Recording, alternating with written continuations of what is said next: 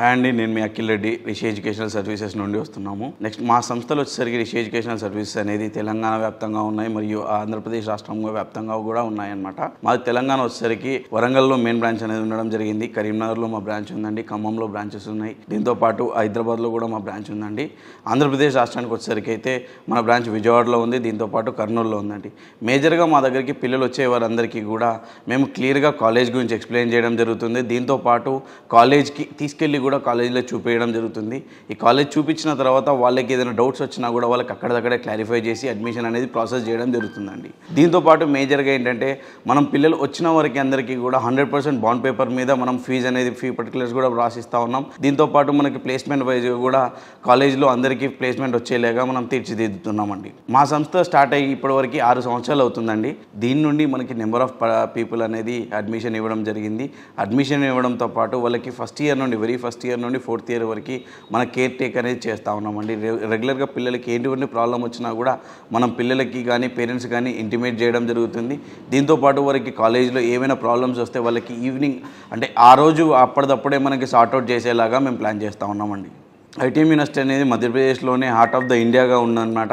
ఇది మధ్యప్రదేశ్లో గ్వాలియర్ సిటీలో లొకేట్ అయి ఉంది ఐటీఎం యూనివర్సిటీ అనేది. ఇది మేజర్గా మనకి 165 acre క్యాంపస్ అనమాట.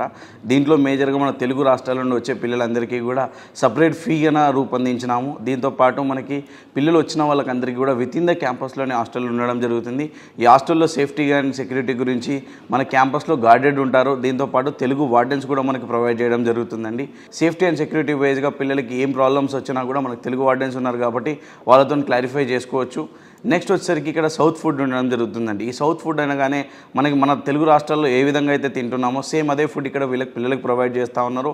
దీంతోపాటు వాళ్ళకి క్యాంపస్లోనే లైబ్రరీ ఫెసిలిటీస్ ఉన్నాయండి. దీంట్లో డిజిటల్ లైబ్రరీ ఉంది, దీంతోపాటు ఫిజికల్ బుక్స్ కూడా ఉంటున్నాయండి. ఈ ఫిజికల్ బుక్స్ల ద్వారా వీళ్ళు చూసుకోవడానికి చదువుకోవడానికి ఈజీగా ఉంటుంది.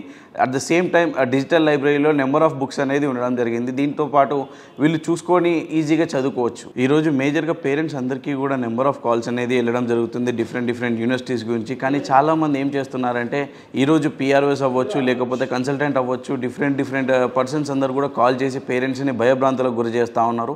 మేజర్గా ఏంటంటే అడ్మిషన్ చేస్తూ ఉన్నారు. అడ్మిషన్ చేసిన తర్వాత పిల్లలకి ఎటువంటి ప్రాబ్లం వచ్చినా కూడా వాళ్ళు రెక్టిఫై చేయలేకపోతున్నారు. దీంతోపాటు ఆఫీసులు కూడా క్లోజ్ చేస్తూ ఉన్నారండి. కానీ మేమేం చేస్తున్నామంటే మేము క్లియర్గా ఫస్ట్ అడ్మిషన్ అప్పుడే ఒక బాండ్ పేపర్ అనేది రూపొందిస్తున్నాం. ఈ బాండ్ ప్రకారమే మనం 4 years పాటు పిల్లలతో పాటు ఉంటున్నాం. దీంతోపాటు పేరెంట్స్కి ఎటువంటి ప్రాబ్లం వచ్చినా కూడా సార్ట్అవుట్ చేసే విధంగా ఉంటున్నామండి. మీరు దయచేసి చెప్తున్నాను, పిల్లలు కానీ పేరెంట్స్ కానీ ఎవరైతే ఉన్నారో క్లియర్గా మీరు అన్నీ చూసుకొని అడ్మిషన్ అనేది తీసుకోవడం జరగాలి అండి. ఎందుకంటే రేపు పొద్దున అడ్మిషన్ తీసుకున్న తర్వాత మీకు ప్రాబ్లం అవ్వచ్చు, లేకపోతే మీ స్టూడెంట్స్కి కూడా ప్రాబ్లం అవ్వచ్చు. దీనికి అందరూ కూడా క్లియర్గా ఉండాలని నా ఆలోచన అండి.